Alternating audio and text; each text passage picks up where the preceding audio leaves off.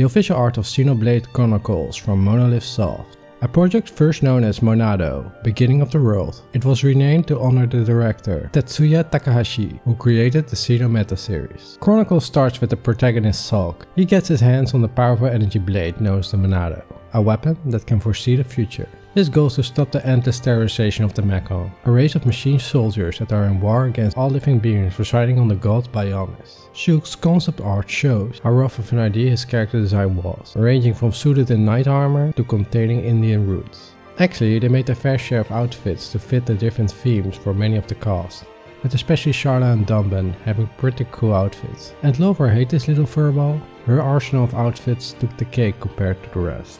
So while I think the character designs are interesting and contain a lot of details, patterns and appeal, fitting the science fiction genre, the art style itself, in my personal opinion, is a bit of a hit and miss. I'm especially not a fan of the color choices. In the clothing they seem fine, but the face and the hair looks washed out, losing focus so to say. This comes due to the use of highlights and shadows. They are basically the same hue, with a different tone.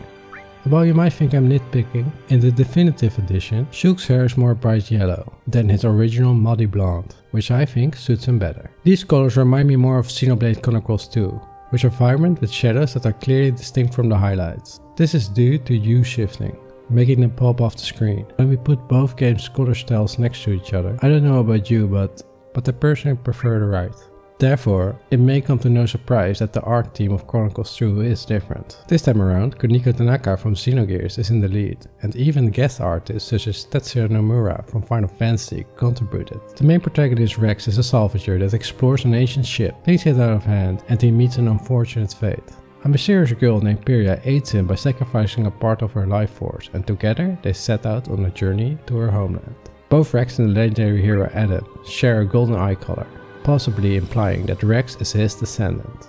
Pyria means red fire in Greek, similar to her Japanese name Homura, said as Hono, meaning flame, and thus her color choice speaks for itself. Her older persona's Japanese name is Hikari, which means light and is also represented in the color scheme. The reference of her intertwined personality is similar to how the main protagonist of Xenogears, Faye, created ID. While it's not uncommon to have different art styles in one game because of the multiple artists involved, Chronicles 2 had a couple of guest artists, and this is no exception. Although the character designs are way different than the first game, the setting is in a parallel universe, so in that sense it's all cool anyways. When we look at the spiritual successor of Chronicles X, most of the designs were done by Tanaka, and because he has a big history with the xeno-metaseries, it's to no surprise that he likes to use cross references. In this game, the space colony ship, the White Whale, crashes into an alien world. The life support pods get scattered all over the planet, and the protagonist joins Alma's quest to search for them.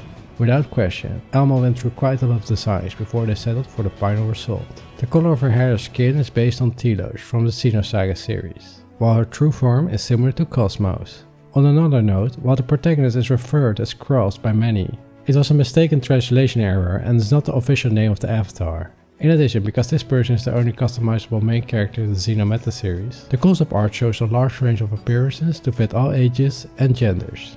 That said, the male hairstyle of the default setting is similar to Chaos from Xenosaga. Another fun reference to note is Linner hair clips are the Monado sword, and she has a strong resemblance to Momo from Xenosaga. Lookalikes aside, I think most of us can appreciate these amazing full-blown illustrations. They emphasize the setting of the world and the characters that roam in them. And we can't forget these awesome rough sketches. They show the process of the character design through facial expression, angles and posture. Characters aside, the line arts of the mecha conceptual design are uniform in thickness and contrast. It's kind of difficult to focus on, for me at least. Anyways, when colored, they look like powerhouses. Real suits of armor that are made for taking hits and dishing out damage in combat. I'm fascinated of all the GP films, and although the Xeno series have been an inspiration for many character designs, as of yet, I just couldn't find an Eddie reference in the Chronicles series. I mean, even Zone of the Enders gives a respectful nod to her.